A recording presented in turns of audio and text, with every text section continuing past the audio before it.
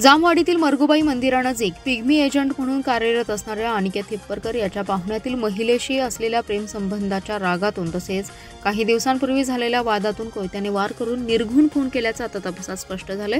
खून करून पसार झालेल्या मुख्य सूत्रधारासह दोघांना पोलिसांनी अवघ्या 4 तासात जेरबंद केलंय।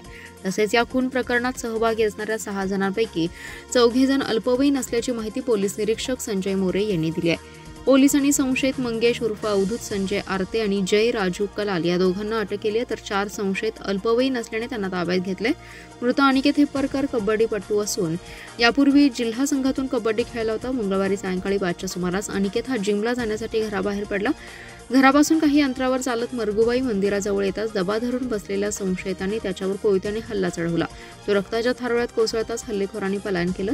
भरवस्तीत खून झाल्याने घटनास्थळी नागरिकांनी मोठी गर्दी केली।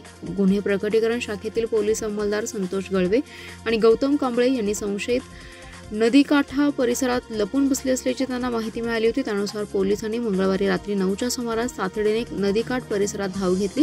हल्लेखोरांनी पोलिसांना पाहताच इथून पळून जाण्याचा प्रयत्न केला, मात्र पाठलाग करून पोलिसांनी सर्वांना जेरबंद केलं।